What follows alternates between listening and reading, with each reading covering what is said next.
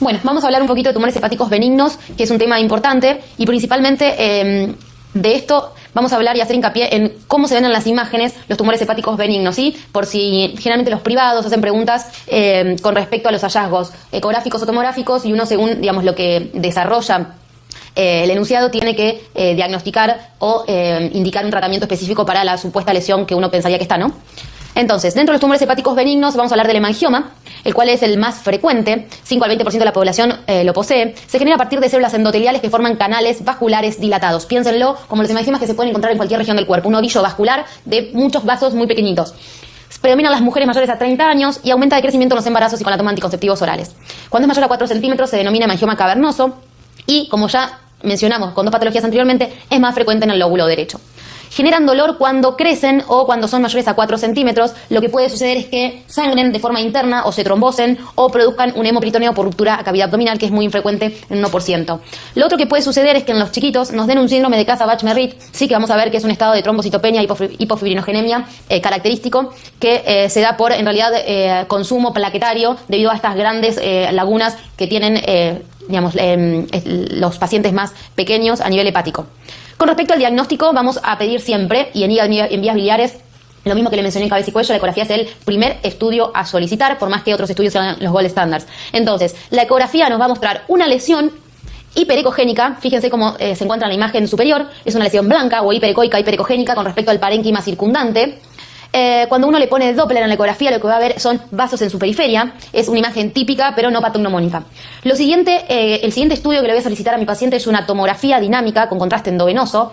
Siempre que hablemos de patología hepática o lesiones hepáticas benignas o malignas, acuérdense que lo que vamos a tener que solicitarle es tomografía con contraste endovenoso, dinámica, trifásica. ¿Qué significa trifásica? Que el contraste se va a comportar de distintas formas en 3 tiempos distintos. Por lo cual voy a tener un primer tiempo que es una fase arterial, debido a que el contraste va a teñir todo lo que venga por la arteria hepática.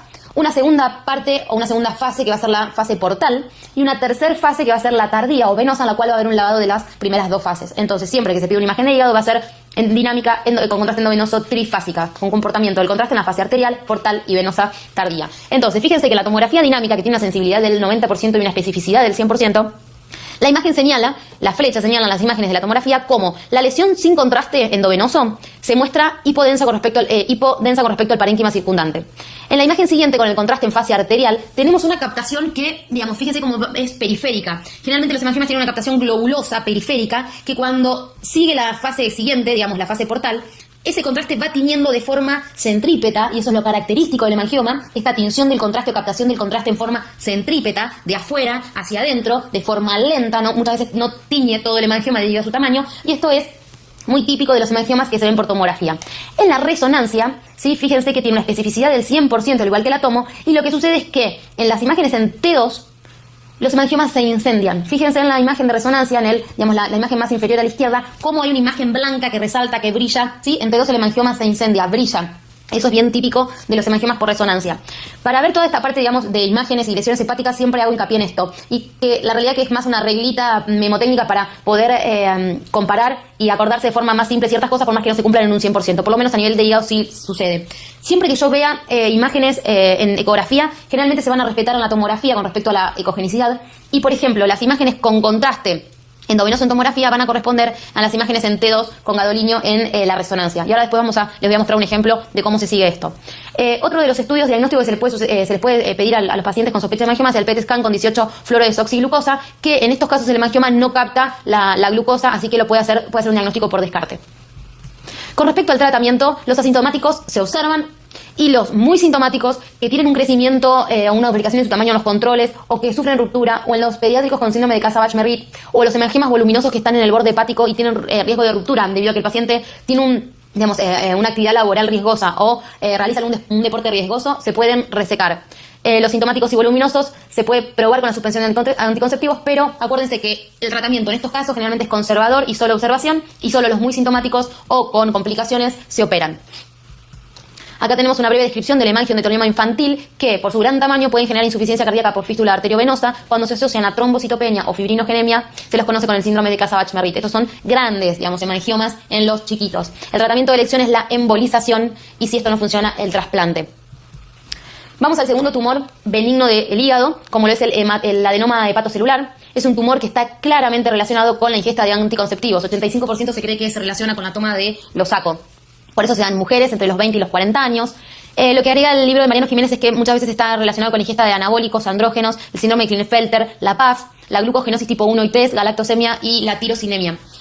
Hay varios genes mutados en los adenomas, o por lo cual, digamos, se producen los adenomas. El que quiero que por lo menos tengan noción es el de la beta-catenina, porque es importante porque hasta 15% de los pacientes que tienen asociado este gen mutado tienen mayor transformación o mayor frecuencia de transformación maligna. Entonces, la beta-catenina es un gen mutado en los adenomas y cuando está presente se asocia a un 15% en transformación maligna. 9%, del 5 al 9% los adenomas hepatocelulares pueden transformarse a malignos y aumentan el riesgo en los hombres, los que son mayores a 5 centímetros, en las glucogenosis tipo 1, la toma de andrógenos o la poliposis adenomatosa familiar. Lo característico de los adenomas, y es lo que quiero que, digamos, principalmente les quede, es que son los tumores benignos más sintomáticos, haciendo, digamos, comparando con los hemangiomas o la hiperplasia nodular focal que ahora vamos a ver. Entonces, lo típico del adenoma es que son muy sintomáticos. Fíjense que 50% cursa con dolor abdominal, 30-50% con necrosis y hemorragia intratumoral o extracapsular, que aumenta o se predispone cuando la paciente está menstruando, se embaraza o en el posparto inmediato. Pueden cursar con hemoperitoneo cuando esta hemorragia no es intratumoral o extracapsular, o sea, dentro del parénquima hepático, sino cuando se rompe a cavidad, y esto llega a un 20%, y también se puede manifestar como masa palpable. El diagnóstico, tenemos que solicitarle al paciente alfa-fetoproteína porque no va a ser la primera vez que uno reseca un adenoma y finalmente termina diagnosticando un hepatocarcinoma. La mutación de beta-catenina que se está haciendo en centros especializados para evaluar la frecuencia de malignidad que puede llegar a tener este adenoma. Y la ecografía abdominal, como siempre dijimos, primer estudio diagnóstico por imágenes a solicitar. La ecografía no tiene absolutamente nada típico en los adenomas, ¿sí? Lo que sí, la tomografía, nuevamente trifásica con contraste endovenoso, nos va a mostrar, en el caso de los adenomas, un realce del contraste en fase arterial de forma homogénea, ¿sí? El adenoma tiñe de forma rápida y homogénea toda la lesión. Acuérdense que los hemangiomas en la fase arterial tenían una tinción principalmente periférica, que cuando uno ya iba a la fase portal, esa tinción era, digamos, comenzaba a centralizarse. En el adenoma, en fase arterial, teníamos toda la lesión teñida, ¿sí? De forma homogénea y tardía. Y en la resonancia voy a ver exactamente lo mismo. Con el contraste con gadoliño, en T2 va a resaltar de forma homogénea, no de forma globulosa, de forma centrípeta como el hemangioma. Lo que recalca Jiménez en estas lesiones es que no se deberían punzar porque, como vimos anteriormente, son los que son, digamos, son los tumores benignos más sintomáticos y dentro de los síntomas que tenemos la mayoría son por hemorragia. Entonces, no PAF por riesgo de hemorragia, hacer diagnóstico siempre diferencial con el carcinoma hepatocelular porque, como recién les mencioné, 6% de los adenomas resecados resultan ser hepatocarcinomas. El tratamiento. ¿Cuándo es quirúrgico y es lo que tienen que saber? Cuando tienen síntomas, por lo cual la mayoría. Cuando sangran. Cuando hay elevación de la alfa-fetoproteína, que se acuerdan que es el primer estudio de laboratorio que le voy a solicitar. Cuando el paciente utiliza andrógenos, estrógenos o anabólicos. Con la glucogenosis, con la poliposis familiar o cuando la paciente desea embarazarse. Entonces, estas son las indicaciones de resección quirúrgica.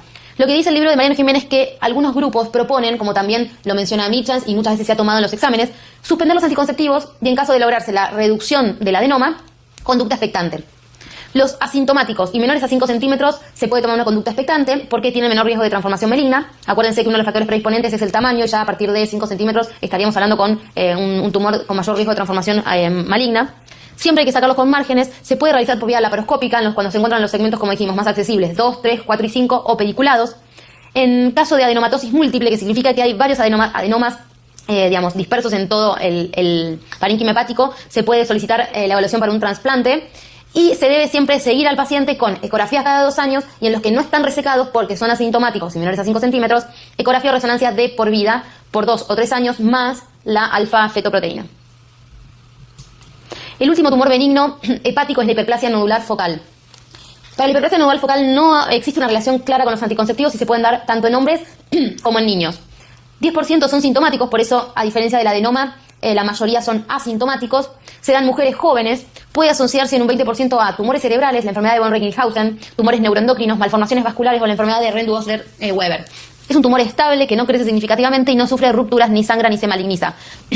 Fíjense la imagen típica como está en esta misma filmina, que parece un coliflor, es una lesión blanquecina que presenta una cicatriz fibrosa central, que se ve tanto por imágenes como muestra la tomografía. Fíjense la tomografía, la imagen hipodensa central, que macroscópicamente es una cicatriz fibrosa, que en un porcentaje se asocia en esta cicatriz una arteria nutricia. Acá tenemos en el diagnóstico siempre la ecografía, el primer estudio que le voy a solicitar, 80% de sensibilidad en los que son mayores a 2 centímetros. En la tomografía nuevamente, con contraste endovenoso, dinámica trifásica, voy a ver que la cicatriz central refuerza con el contraste, la imagen de la hiperplasia refuerza con el contraste arterial y presenta en su centro la cicatriz fibrosa, que por resonancia se ve un 85% y 60% de los casos presenta la arteria nutricia central aberrante. La arteriografía es otro método diagnóstico que en realidad no se utiliza. Y con respecto a la biopsia, lo que refiere Mariano Jiménez es que se puede realizar con control laparoscópico por el riesgo de sangrado o ante el hallazgo intraquirúrgico se puede tomar una biopsia, digamos, por sospecha obviamente, o haciendo un diagnóstico diferencial con una lesión maligna. ¿Cuándo cirugía? Casos sintomáticos que sangren o que tenga duda diagnóstica cuando, por ejemplo, no tenga esta cicatriz típica y uno pueda sospechar un hepatocarcinoma. Ante hallazgos, si la resección es simple y sin riesgo, es un paciente que, por ejemplo, lo opero de otra patología y veo una lesión que sobresale el parénquima hepático y la puedo resecar sin ningún riesgo. O en aquellos que rechazan la cirugía se puede optar por la embolización arterial.